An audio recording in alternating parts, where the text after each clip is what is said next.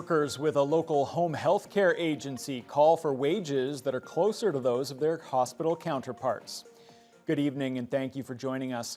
Local nurses, personal support workers, and caregivers with Bayshore Home Care Solutions held a rally today to raise awareness about what they call a growing crisis in Thunder Bay home care. The picketers accuse the company of not coming to the negotiating table, and they note they make significantly less than if they worked at the hospital. Jessica Clement reports. Nurses and caregivers from Bayshore Home Care Solutions held a rally along Gulf Links Road, calling for a fair contract from the company.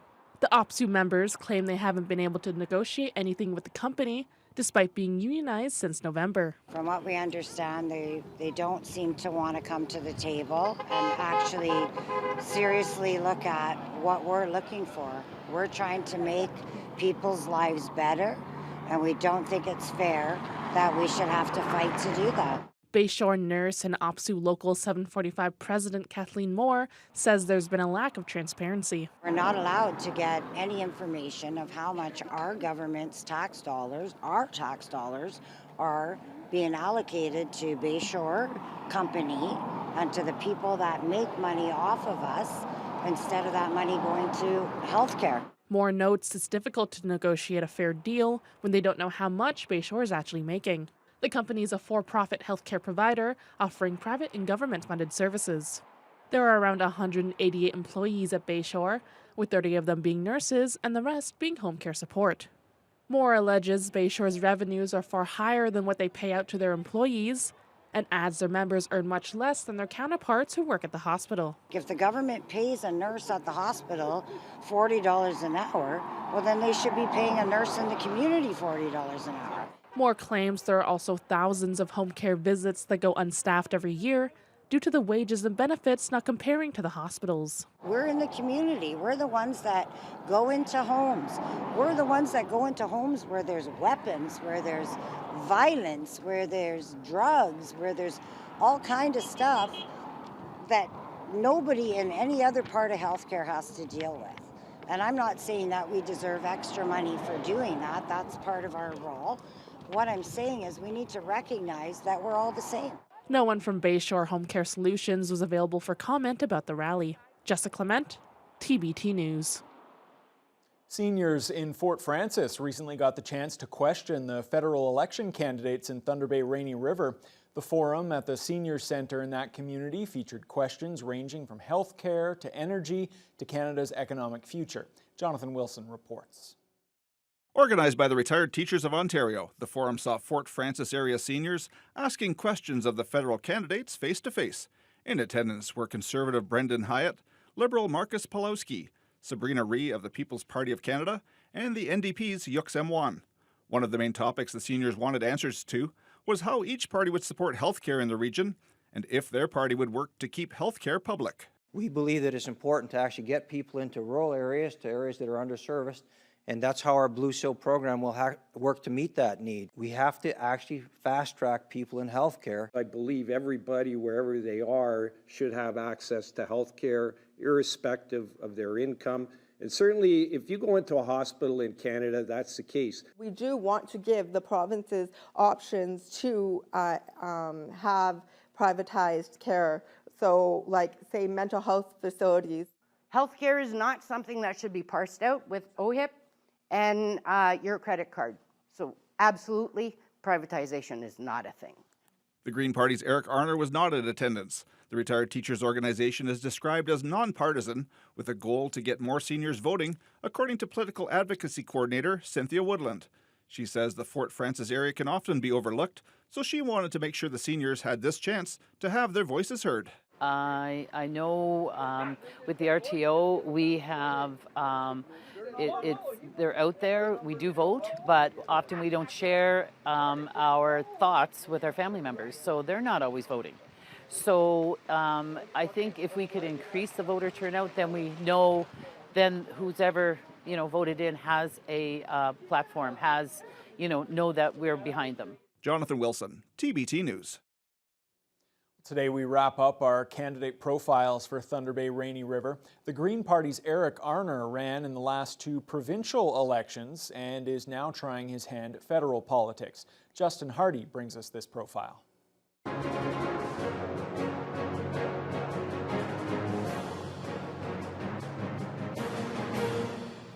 Just 2 months after his last election run, Eric Arner is back on the campaign trail, this time as the federal Green Party candidate in Thunder Bay Rainy River. Well, I knew that there would be a federal election coming up, and I'd run twice now for the provincial party, and I thought, you know, if there isn't a candidate for the federal party, I would be interested, and I didn't reach out to them, they actually reached out to me, so I thought that was kind of nice. If they want me to help out the party and help out the cause, I thought, yes, I'd love to do that and love to be a part of that. In June of 2022, the Atikokan schoolteacher was the Ontario Green Party candidate in the Thunder Bay Atikokan riding and received 781 votes. The provincial Greens called on him again this past February for the Snap Ontario election. However, Arner's vote total slipped to 457 on his second election run, far behind the top 3 finishers. So when asked what his main priority would be if elected in the federal election on April 28th, Arner was very realistic regarding the likely outcome. I won't give you the typical politician response. I know that everyone always says, oh, I'm definitely going to win and I'm going to be your candidate. And I know the odds are pretty long on my candidacy, but I do like to have the opportunity for people who really prioritize and really feel passionately about the environment and about the climate crisis that we're in, that they have an opportunity to voice that, to have their numbers show up on the on election day, and that those ideas are considered important. Justin Hardy, TBT News. Premier Doug Ford unveiled plans today that he says will unlock Ontario's economic potential. He announced a series of measures to help advance critical development projects, including the Ring of Fire. CTV's Siobhan Morris brings us those details. It's the kind of groundbreaking the Premier wants to see more of, and soon. Setting up mines to extract more critical minerals. Thank you. His government has new legislation trying to make it happen faster. A response, Doug Ford says, to economic pressure from the United States. An excuse. So we're doing it because we need to do it. If not, we're going to get annihilated. The pitch is to set up special economic zones where projects like mines in the Ring of Fire would go through streamlined approvals. But there could be other applications. Building a tunnel, for example, along the 401, any major infrastructure project that creates opportunities and economic development. Oil and gas pipelines fall into that category too. Queen's Park is tightening timelines it has control of. We're going to impose a maximum number of days on government to make decisions. We're going to cut down the permitting process by at least 50%. One more. Ford says in the face of stiff competition, change is necessary. President Trump saying, show us $1 billion investment and we'll get permits in 1 year. Folks, this is what we're up against. Working at pandemic speed, as Ford describes it, worries opposition parties. The way it is being done raises a lot of concerns on who is to benefit. Environmental assessments, Indigenous consultation and consent, worker health and safety is not red tape. Some First Nations worry about fast-tracking development in the Ring of Fire where their communities are located. The government insists going to a model where Indigenous people are consulted on the whole project rather than one permit at a time. Makes the duty to consult easier to perform. First Nations are not involved in a variety of different across government processes, and focus on the things that we have common interests in and consensus. But for the NDP's deputy leader, whose home falls within the Ring of Fire, when we talk about duty to consult from this government, they do the bare minimum, and that's not good enough. That was CTV's Siobhan Morris reporting. MPP Lise Vaugeois also takes issue with the Ford government's plans to expedite development in the Ring of Fire. The NDP member for Thunder Bay Superior North outlined her concerns at Queen's Park. Another issue of grave concern is the government's plan to accelerate development of the Ring of Fire. Representatives from 5 First Nations have come to Queen's Park repeatedly to meet with the Premier and have been turned away. This does not show a commitment to consultation, but beyond this, We also need to recognize that consultation is not the same as consent, and without consent, there is nothing but the politics of bullying, and that is a politics that will ultimately hinder the development of mining. To another provincial issue now, Ontario's controversial redevelopment deal for Ontario Place on the Toronto waterfront is back in the spotlight after a new report in the New York Times called into question the credentials of the private company involved. CTV's Alison Hurst explains. Treatment of the Ontario Place deal between the province and Therma Group is under the microscope. They have been scammed. The outrage follows a New York Times investigation, accusing Therma Group of misrepresentation in its quest to win the bid to build a spa on the West Island. According to the article, Therma falsely presented itself as an industry player that operated as many as half a dozen spas in Europe. In fact, it had built and operated just one outside Bucharest, Romania. And as it pitched its vision for Toronto, Therma's finances appeared to be shaky. I would say alert probably the RCMP. I mean, they've already got an investigation underway into the Greenbelt fiasco. This seems to us to merit another criminal investigation. The article published yesterday prompted Premier Doug Ford to promise he'd review the deal to ensure it passed the smell test. I'm very satisfied. We looked into it, and it was clear as day. The auditor looked at it.